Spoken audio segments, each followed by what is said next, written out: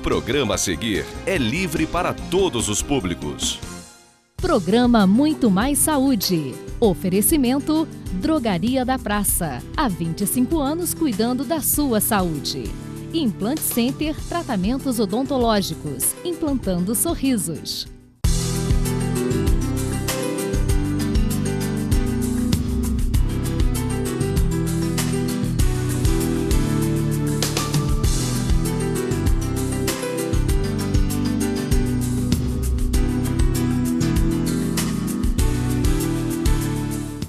Boa noite, meus amigos. Estamos aí começando mais um programa Muito Mais Saúde, um programa que semanalmente leva para a família friburguense informações sobre todas as diferentes áreas que lidam com a saúde humana. É um programa que procura informar, acreditando que as pessoas bem informadas sobre qualquer assunto podem agir melhor em prol da sua saúde, em prol da sua família. Então, nós temos aqui programas que falam sobre o direito da família, que falam sobre a saúde, sobre a medicina, e aí acreditamos que estamos ajudando muitas pessoas, pelo menos é assim o retorno que a gente recebe de muitos de vocês. Hoje nós vamos falar com uma amiga que já esteve aqui nos ajudando algumas vezes, falando sobre a parte do direito ligada à medicina, ligada à saúde da pessoa humana e do trabalhador. Hoje nós vamos voltar aqui com a doutora Marcela Ubach, que vai nos falar a respeito dessas questões do direito do trabalhador, da periculosidade, da insalubridade, das doenças, dos riscos e de como a lei protege essas pessoas. Nós vamos falar durante esses 3 blocos a respeito desse assunto tão interessante e talvez até muito desconhecido da maioria das pessoas, né? Marcela, boa noite, minha amiga. Boa noite, obrigada mais uma vez pelo convite. Marcela, o programa de hoje é muito interessante porque nós temos aí tantos problemas ligados a acidente do trabalho no Brasil, né? A gente viu recentemente nessas obras desses estádios para a Copa do Mundo, por exemplo, né? Quantas vidas foram perdidas e temos visto isso aí nessas grandes construções de usinas, né, de barragens. E eu gostaria então que você desse uma primeira introdução a respeito do tema de hoje, né? Essa questão da saúde do trabalhador. O que as pessoas mais têm dúvida é sobre essa questão da insalubridade, acidentes de trabalho, a questão psicológica que envolve as férias, o repouso semanal remunerado. Então, eu procurei juntar essas maiores dúvidas assim, né? Então, para começar, acho que a insalubridade e a periculosidade são os maiores questionamentos, né, do trabalhador, né? O que é insalubridade e periculosidade? A insalubridade é aquele local que não te dá condições muito adequadas de trabalho. O excesso de calor, o contato, às vezes, com algum material. E a periculosidade é aquilo que coloca a sua vida em risco. É aquele local que a gente costuma dizer assim, eu posso trabalhar ali 100 anos, como eu posso trabalhar amanhã e não voltar porque o local explodiu. Isso é um local perigoso para se trabalhar, né? E o local insalubre é aquele local que você vai trabalhar 150 anos, mas que você vai ter alguns probleminhas ali, que podem ser minimizados com o uso de EPI, e por causa disso também você tem alguns adicionais. Uma vez que você não tem, mesmo com o uso do EPI, o que é o EPI? São equipamentos de proteção. É bota, é óculos, luva. Cada profissão vai ter o seu EPI Esses equipamentos específico. de proteção contra ruído, né? Exatamente. Então, se a gente conseguir diminuir ou zerar esses efeitos, você não tem direito a esses percentuais. Se não conseguir ou se a empresa não fornece, a empresa tem que pagar esses adicionais. E a periculosidade, independente de você amenizar a situação ou não, ela tem que ser paga. Algumas profissões, a lei já estabelece. O motoboy, ele tem a periculosidade, o eletricitário, inclusive as verbas do eletricitário, elas são pagas diferentes. Ah, é? Como é que são? Elas são pagas na integralidade. Se ele fez hora extra, se ele teve algum abono, tudo incide a periculosidade. As demais profissões, não. É em cima do salário base. O eletricitário, ele tem uma norma específica. O frentista também tem periculosidade, então já vem na norma. Se a lei não prevê a periculosidade, o Ministério do Trabalho vai até o local da pessoa, vai fazer essa avaliação e aí vai dizer se tem a periculosidade e aí a pessoa começa a receber. Digamos que nunca fez. A pessoa saiu, ingressou na justiça, requerendo esse adicional, vai ser feita uma perícia designado pelo juiz para verificar se havia mesmo ou não, e aí você tem que pagar todo aquele período que a pessoa trabalhou sem o adicional. Agora, essa questão dos frentistas, por exemplo, quando a gente para o carro para abastecer num posto desses, que eles colocam a gasolina, o álcool, né? Você sente aquele cheiro muito forte entrando pelo seu nariz, aquilo vai ao nosso pulmão, entra no sangue, vai para o fígado. Realmente, o frentista, a pessoa que lida em postos de combustíveis, ele além de ter a periculosidade, porque aquilo pode explodir, né, a qualquer momento, ele tem também a insalubridade, Marcelo? Então, isso hoje em dia está sendo muito discutido porque na aquilo justiça. deve fazer mal.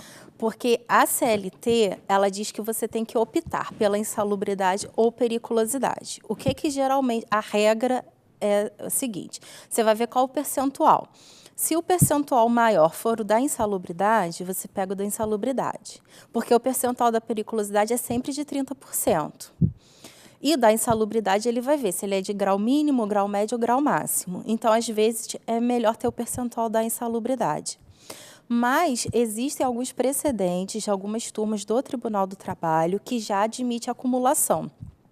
Inclusive, tem uma decisão da 7ª turma do Tribunal do Trabalho que disse que o juiz, né, o voto dele foi o seguinte, que a Constituição diz que é direito do trabalhador a periculosidade e a insalubridade, e ela não faz essa distinção ou um ou outro, né?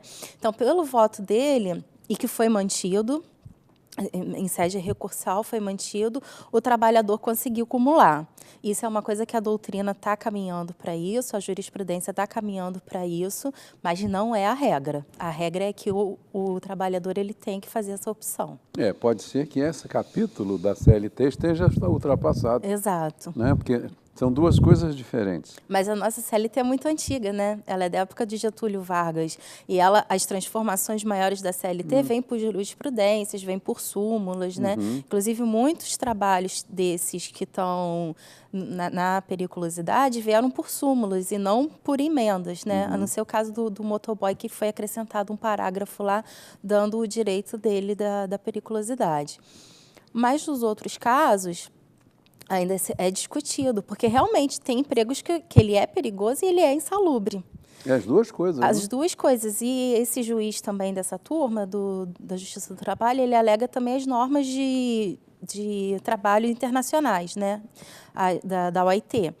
Então, ele alega que já que o Brasil recepcionou essas regras e elas equivalem a emendas constitucionais, ela tem que ser mantida num patamar constitucional, assim como o artigo 7º que prevê os direitos do trabalhador, e ela tem que prevalecer sobre a CLT. Mas isso, assim, foi um julgado isolado, a pessoa conseguiu receber, mas já é um paradigma para a gente começar a pensar, a mudar isso daí. Na verdade, se o indivíduo trabalha, no caso, por exemplo, quem lida com os combustíveis impostos, aquilo pode explodir. Sim. Ou não. Vamos que o indivíduo trabalhou 20 anos com aqueles combustíveis, cheirando, inalando aquilo, né? Aqueles gases. O posto nunca explodiu. Ele continua vivo, mas ele pode estar seriamente doente e encurtar o tempo de vida normal, e ter uma velhice, por exemplo, cheio de problemas respiratórios, de doenças. Exatamente. Então, ele perdeu em algum momento. Sim, e a insalubridade, você consegue ter um tempo de aposentadoria reduzido. Então, se você conseguir acumular a periculosidade com a insalubridade e conseguir provar e trabalhar muito tempo nessa função, você também vai ter um período de... Hoje, né? Porque essa lei da aposentadoria, a gente está esperando aí essas mudanças aí, que está para mudar a qualquer momento. Mas hoje a regra é essa, quem tem um trabalho insalubre, ele consegue ter uma redução no tempo da aposentadoria, né? Você citou aqui que um juiz de uma turma, né, observou que também se deve ver as normas internacionais, né, do trabalho, para se ter uma ideia da questão brasileira. Nas normas internacionais, por exemplo, não sei se você sabe, que não são brasileiras, a gente não tem obrigação de saber. Mas quem tem lá fora periculosidade e insalubridade, como é que será que agem? Eles recebem as duas coisas? Essa informação você não sabe. Também não é uma coisa teria. nossa, né? Cada país deve ter a sua, Marcela. Na verdade, as convenções que nós temos que nós adotamos foram de proteção ao trabalhador. Então, o que a gente visa? Visa proteger o trabalhador. E essas normas, na verdade, elas tendem a tentar exterminar o trabalho escravo, que infelizmente hoje em dia ainda existe. A gente está sempre vendo reportagens de empresas, até de marcas famosas, que ou tem um trabalho escravo ou análogo a escravo. A pessoa trabalha 13 horas num local insalubre, não recebe salário nem mínimo, não tem condições, tem horário certo para ir ao banheiro, tem horário certo, não faz o intervalo correto do almoço, né? Então, na verdade, essas normas tentam vetar esse tipo de situação, né? Isso a gente de vez em quando vê nas televisões, né? Pessoas aí nesses interiores trabalhando em lavoura, por exemplo, que é muito comum em grandes plantações, né? E o indivíduo está tão longe de qualquer lugar que ele não consegue buscar socorro. Exato, né? exato. Está a 2.000 quilômetros. Como é que ele vai sair de lá, né? Exatamente. Agora, essa questão da insalubridade é importante observar sempre o uso dos equipamentos, né? Os equipamentos de segurança. Ele não está ali à toa, né? A gente tem dois pontos, assim, é o empregado que não quer usar, a gente tem até essa foto aí, o tem uma foto capacete, lá. a luva, o óculos, o protetor, as botas. Então, cada um tem a sua finalidade, tem a sua função. Às vezes, um simples óculos, você evita de ter uma fagulha. A gente vê muita reclamação de costureira que a agulha estourou e, porque não usa o óculos, teve um descolamento da retina, quase perfurou a córnea. Quer dizer, um simples óculos que poderia evitar todo esse problema, né? A gente tem também ali uma outra foto com colete, com as máscaras, com as luvas, a importância também das luvas em hospitais, principalmente em hospitais, açougues, onde acontece muito acidente, vai moer uma carne, alguma coisa assim, corta a mão, e isso só gera problemas para o patrão, porque o tempo que esse funcionário ele ficou 15 dias afastado, ou teve que ir para o INSS, ele está perdendo o dia, ele está perdendo o funcionário, às vezes ele não consegue contratar outro funcionário, né? E aí ele fica na empresa ali, às vezes é uma empresa pequena que tem 7, 8 funcionários, aí um está acidentado, o outro está de licença, o outro está de férias, e aí ele está inviabilizando o comércio dele porque deixou de comprar um EPI para o seu funcionário. Meus amigos, nós estamos conversando aqui com a doutora Marcela Ubach a respeito dos sistemas de proteção ao trabalhador, do direito à periculosidade, à insalubridade, e analisando essas questões, né, da proteção ao trabalhador. E eu, antes de reiniciar a nossa conversa, gostaria de chamar o Momento Freelab.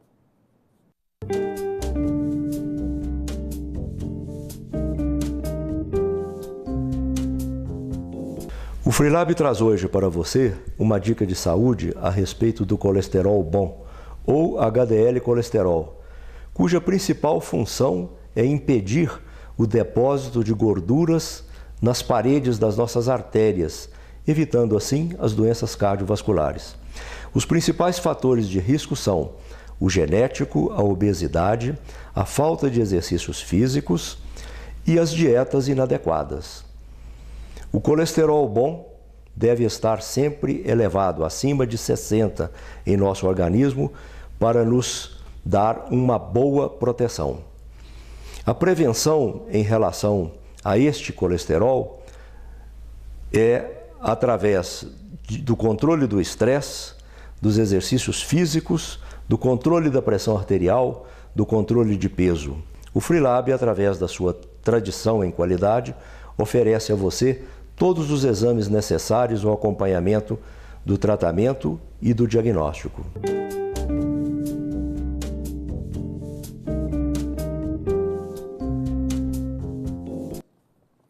Estamos de volta aí e gostaria de conversar com a doutora Marcela a respeito das férias. As férias são um momento especial na vida de todos nós, de todos os que trabalham, e a legislação prevê essa questão. Mas nem sempre houve essa possibilidade de férias né, doutora Marcela? Houve uma época, não me lembro a data, mas você talvez tenha mais ou menos esse período, em que ninguém tinha férias. As pessoas trabalhavam o ano inteiro, todos os anos seguidos, e quando paravam de trabalhar já era porque não aguentavam mais, mas não havia essa questão das férias. Como é que a lei, Marcela, vê essa questão e, se você lembra, a partir de quando que foi iniciada essa questão das pessoas poderem usufruir de um período de descanso durante um ano de trabalho? As férias, ela começou a ser instituída no Brasil em 1943, foi quando ela foi convertida em lei, e a partir de então, para quem trabalha 12 meses seguidos, né, você tem o período aquisitivo de 1 mês de férias. Mas até essa época as pessoas não tinham férias. Era direto, só descansava domingo. Aliás, as férias foi uma coisa instituída no Reino Unido, né? E depois disso os países começaram a adotar as férias também. Aqui no Brasil foi só em 1943. Antes não existia esse critério. As pessoas iam trabalhando e não tinha esse período. E acabavam morrendo até mais cedo, porque ninguém aguentava, né? A férias, na verdade, ela tem uma função psicológica, que é você poder descansar. Até para você ter o seu rendimento, né? O funcionário chega uma hora que ele está esgotado, ele está cansado, ele precisa desse período para renovar as energias dele, esfriar a cabeça, se desligar totalmente do trabalho. Tem gente que gosta de parcelar as férias, ou até pela necessidade do trabalho, se parcelam as férias, né? Para os psicólogos, a maioria diz que esse parcelamento não é adequado, que o ideal seria que você realmente tirasse os 30 dias. Mas, em caso de impossibilidade, você pode parcelar, tirar 15 e 15. Entendo. E hoje a medicina mostra, em todas as suas áreas, a medicina da mente, a psicologia, a psiquiatria, a medicina do corpo, mostram que realmente nenhum de nós resiste a ficar um tempo indefinido trabalhando, sem ter um momento em que a pessoa, né, Marcela, se desligue daquela atividade para que fique um tempo sem pensar. Dormir até mais tarde, ler uma revista, ouvir boas músicas, não ter esse compromisso que não termina nunca. E as pessoas que ficam um tempo muito grande sem tirar um minuto, uma semana para descansar, acabam sofrendo de uma espécie de esgotamento mental, esgotamento nervoso, uma coisa comprovada pela medicina. Agora, a questão das férias. Hoje, como é que é aqui regulamentada entre nós? As férias, você trabalhou 12 meses, você tem o seu direito aquisitivo a tirar. Quando que você pode tirar? O ideal seria que você tirasse, completou os 12 meses, você teria esse direito. Mas você tem até o 23º mês para poder tirar as férias. Se você não conseguir tirar, completou mais um período aquisitivo, o patrão tem que pagar essas férias, o que não é o ideal, porque ele está pagando, o empregado está ali, mas o empregado já não está mais rendendo. Ele já vai trabalhar mal-humorado, ele já não tem aquele rendimento psicológico ou até vigor físico mesmo para ficar trabalhando ali. E isso acaba tendo um prejuízo para a empresa, né? Porque o empregado que ele não está satisfeito, o empregado que ele está cansado, ele já não rende tanto quanto ele rendia no início do trabalho, né? E também uma coisa pode acontecer, Marcela, acidentes, né? Sim. Por exemplo, uma empresa que lide com explosivos, uma empresa que lide com coisas altamente perigosas, até mesmo o próprio posto de gasolina, né? Sim. O indivíduo que está esgotado, que está desatento, ele pode, num certo momento, provocar um grave acidente. Claro. E assim, as férias também, tem o outro lado também, que é o repouso semanal remunerado, que preferencialmente é concedido aos domingos, né? E quem trabalha em escala, você, pelo menos na escala, você tem um domingo para você poder descansar. Que também é importante ter. A pessoa ela tem que ter um dia da semana para descansar, isso tem que ser respeitado. Se não for respeitado, você vai pagar... Aí vai depender da sua convenção coletiva, qual o percentual que você tem que pagar em cima disso. Para a pessoa também poder descansar. Não adianta você ter um funcionário que está trabalhando ali, eu estou pagando o dia de folga dele, que ele deveria estar em casa descansando, mas ele está na rotatividade. Às vezes ele é um enfermeiro que trabalha em sistema de revezamento e ele pegou 2, 3 turnos. Então, isso é completamente inviável. Ele vai trocar o medicamento, o médico vai fazer, né, às vezes vai fazer uma cirurgia, ele está sob regime de plantão. ele já está esgotado também, porque não foi obedecido esse revezamento, né? Faltou um colega, vai cobrir o plantão do colega.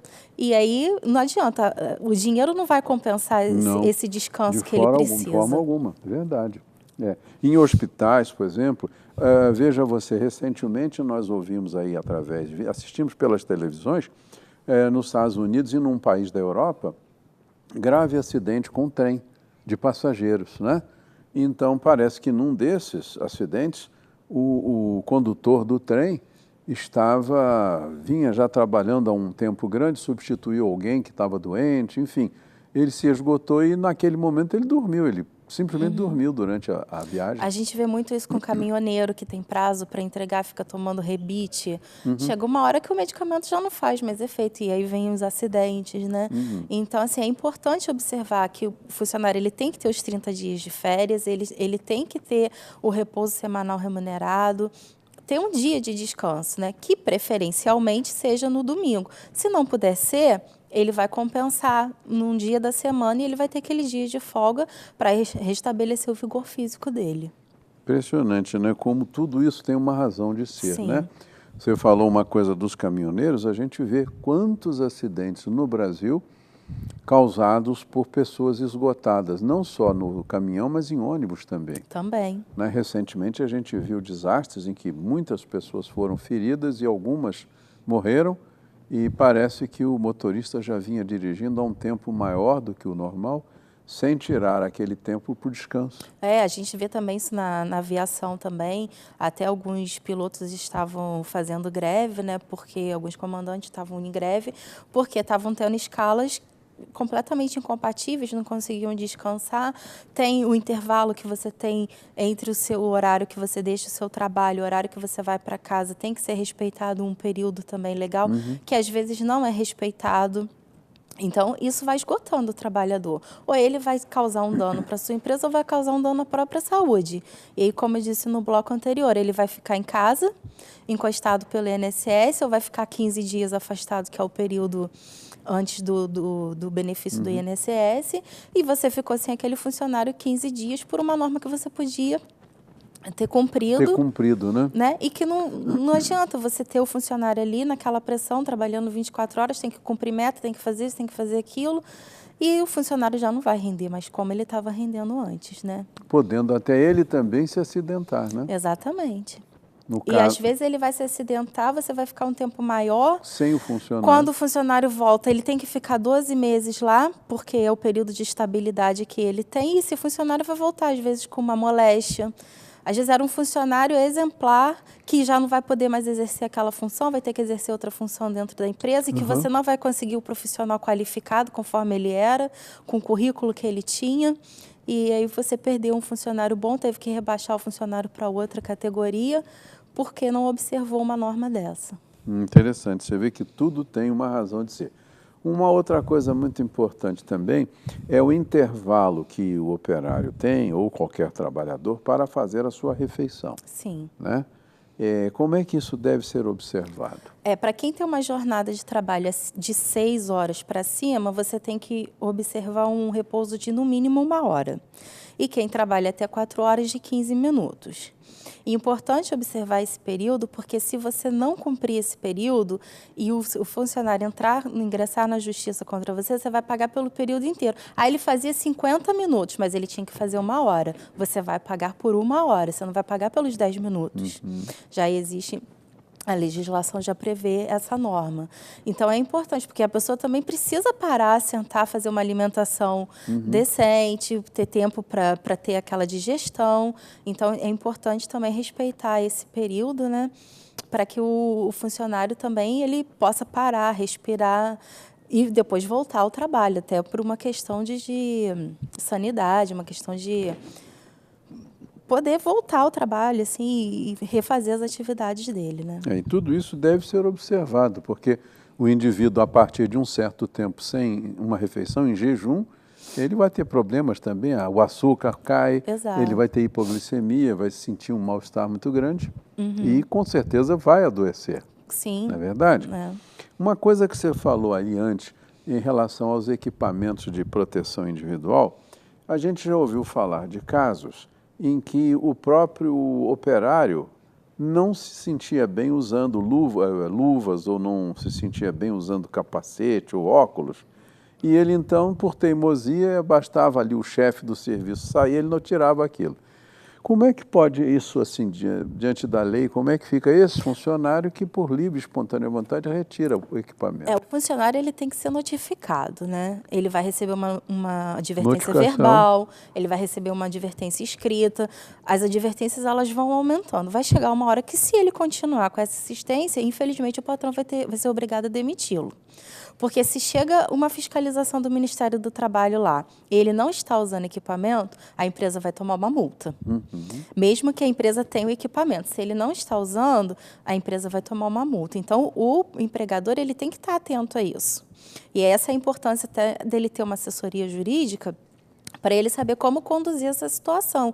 Quais são os direitos do patrão em relação ao empregado? Não é só o direito do empregado, né? O patrão também tem que se resguardar, porque amanhã ou depois eu não queria usar, o técnico de segurança do trabalho também não forçou muito a barra ali para ele usar esse equipamento, ele se acidentou, vai pagar uma indenização trabalhista, vai ter que pagar a reparação, e aí ele teve uma onerosidade completamente excessiva de uma coisa que podia ter sido evitado e que, por desconhecer os seus direitos, acabou gerando essa situação.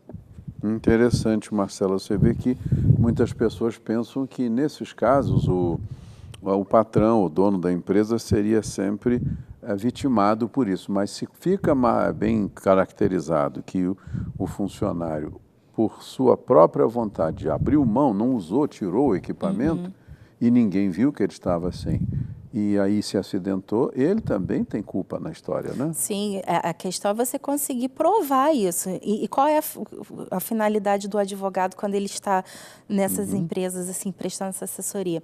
É exatamente verificar isso. O que eu posso fazer para minimizar isso? Aí eu posso advertir, eu posso mandar uma notificação, quais são os equipamentos que ele deveria estar usando e não está usando, vamos conversar com o técnico de segurança do trabalho. Se é uma empresa muito pequena, não vai ter o técnico, mas se é uma empresa já de um porte maior, entre em contato, né?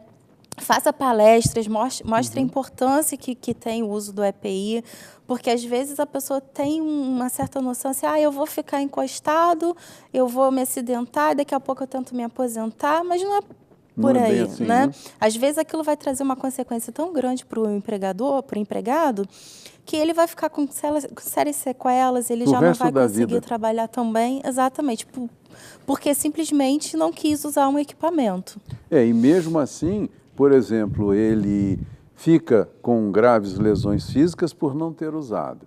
E aí nem em outra atividade ele vai conseguir trabalhar. E fica fora do mercado de trabalho. Exato, porque ficou tão prejudicado que ele ficou fora do mercado. Se não conseguir trabalhar nessa atividade, eu vou conseguir em outra.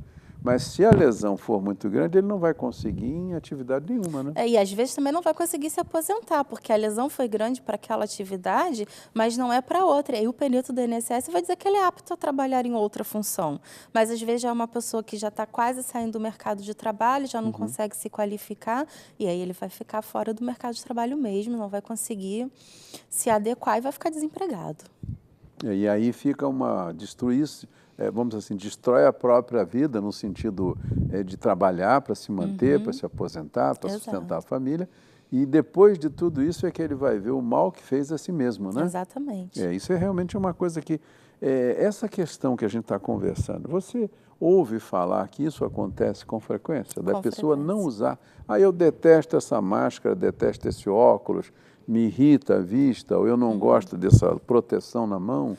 De fato, assim, alguns equipamentos, eles incomodam, mas eles são necessários, né? Como eu estava falando no caso de pessoas que lidam com facas, com essas coisas, tem que usar a luva, aquela luva metálica, né? Sim. Vai evitar, às vezes você pode cortar a pontinha do dedo, mas às vezes você pode cortar a mão inteira. Às vezes, num descuido, você pegou a faca, não prestou atenção, estava super afiada, quer dizer, você cortou um tendão, cortou veia, até você reabilitar a sua mão, se é que vai conseguir reabilitar totalmente, você perdeu seus movimentos finos. Corte um nervo, né? Corte um nervo, não pode pronto. mais renovar aquilo, e aí? Exatamente. Realmente. Meus amigos, estamos conversando aqui com a doutora Marcela Ubach, uma advogada, a respeito de questões ligadas ao trabalho, os direitos do trabalhador, a proteção, os direitos da empresa, né? Ao uso de equipamentos de proteção para evitar acidentes. Falar um pouco agora de um momento muito difícil da vida do operário e da vida da empresa, porque certamente tudo que atinge um operário atinge uma empresa, desde que haja uma boa relação entre esses dois, e aí sofrem os dois lados, né? A empresa lamenta, perde uma pessoa muito boa, fica prejudicada, aquele cidadão ou cidadã sofre uma lesão que pode ou não impedi-lo de voltar a trabalhar, enfim, que é o chamado acidente do trabalho. Então, eu gostaria de perguntar a você, Marcela, como é que se caracteriza, o que é esse tal acidente do trabalho? O acidente do trabalho é aquilo que ocorre nas dependências do trabalho ou em função do trabalho, ou a caminho do trabalho, né? Principalmente quando a empresa disponibiliza o meio de transporte, às vezes é meio distante, a empresa tem condução, né? E nesse trajeto aí já se considera acidente e acidente do trabalho. Aconteceu o acidente do trabalho, existe o amparo da Lei 8213 de 91, que vai determinar quais são os acidentes do trabalho, o que é doença profissional, o que é doença do trabalho, né? E quando que você pode ficar pelo INSS, quando que não pode, qual o período. Então, é importante que o trabalhador saiba disso, que o empregador também, para que ele tenha respeitado esses prazos, mas a finalidade é evitar que se chegue a essa situação, né? Existem alguns trabalhos que, pelo desenvolver do trabalho, provavelmente vai gerar uma doença profissional, uma doença de trabalho, que são coisas diferentes, né? A doença profissional, o exemplo maior é a LER. Né? Você está ali todo dia digitando, você desencadeia vários tipos de tendinite, né? E a doença do trabalho é aquilo que você, por tanto tempo, exerceu aquela profissão que não foi o seu trabalho em si, mas as condições em que você trabalhava. Por exemplo, você trabalhava numa pedreira. Todo dia com aquele excesso de ruído, chega uma hora que você vai ter uma perda auditiva, ainda que você use os protetores auriculares. E aí é que vem também aquela questão do indivíduo usar ou não corretamente o EPI.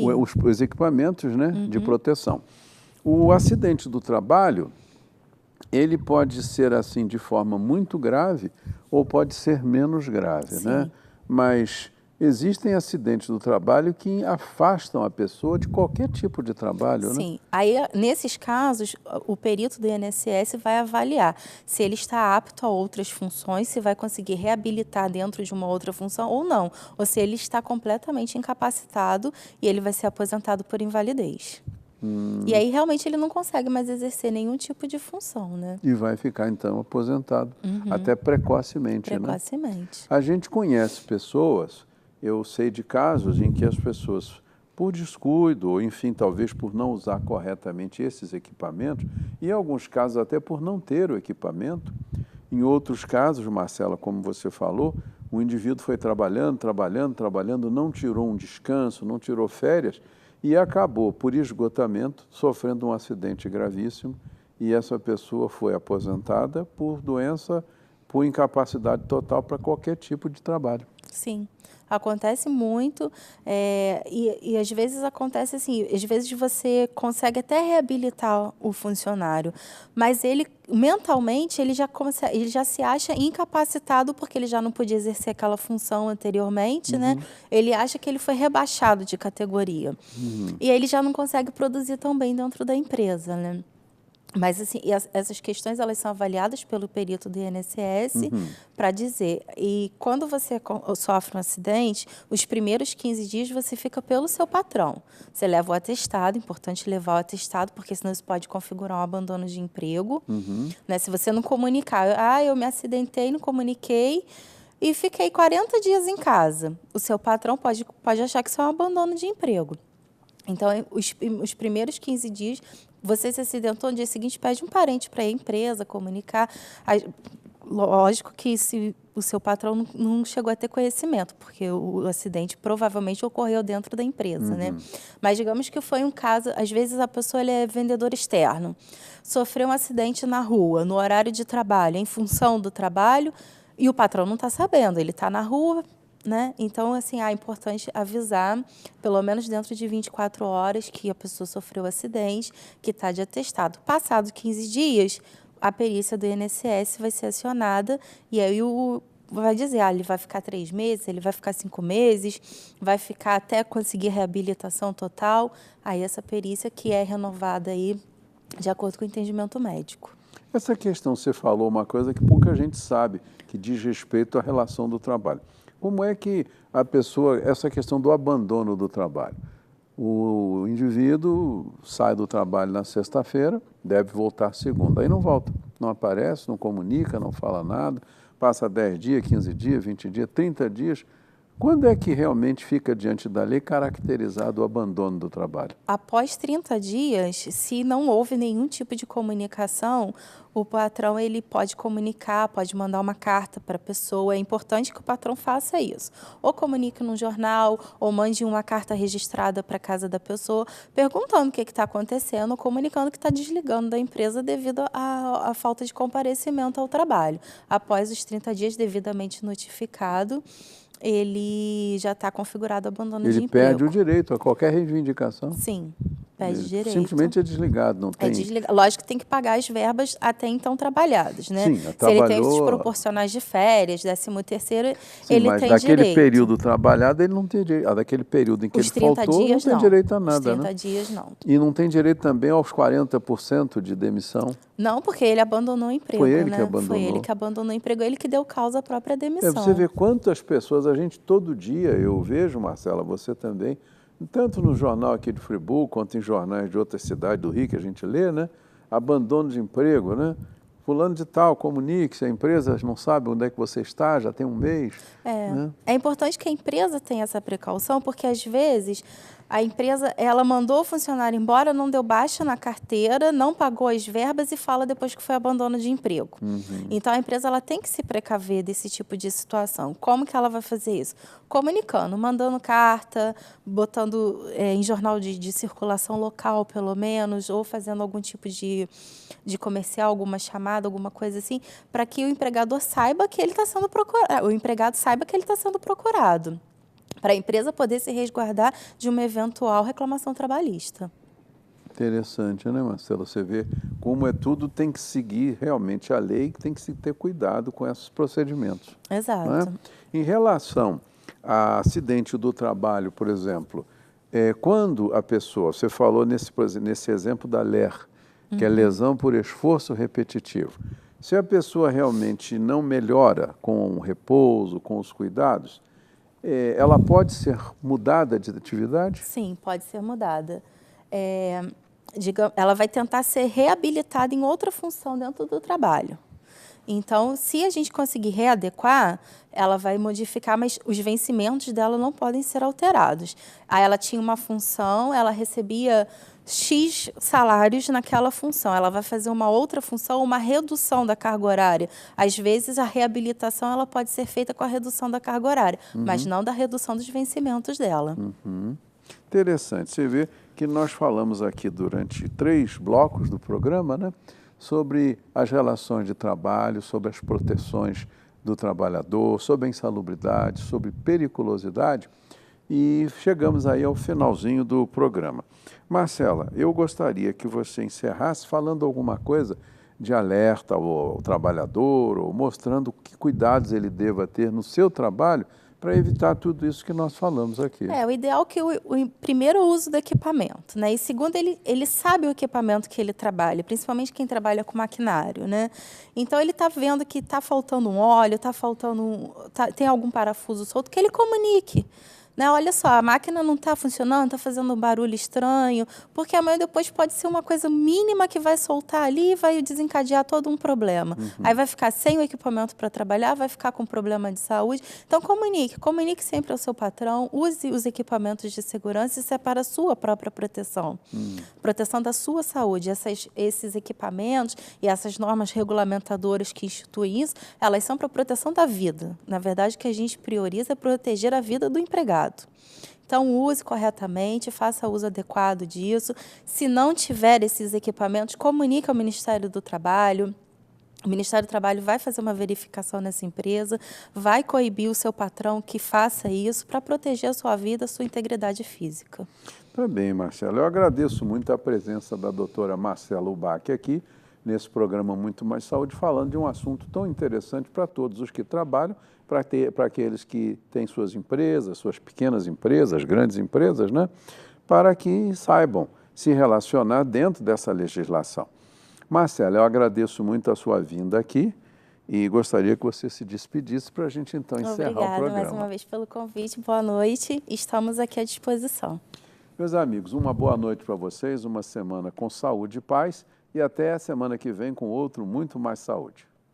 Programa Muito Mais Saúde. Oferecimento Drogaria da Praça. Há 25 anos cuidando da sua saúde. Implant Center, tratamentos odontológicos, implantando sorrisos.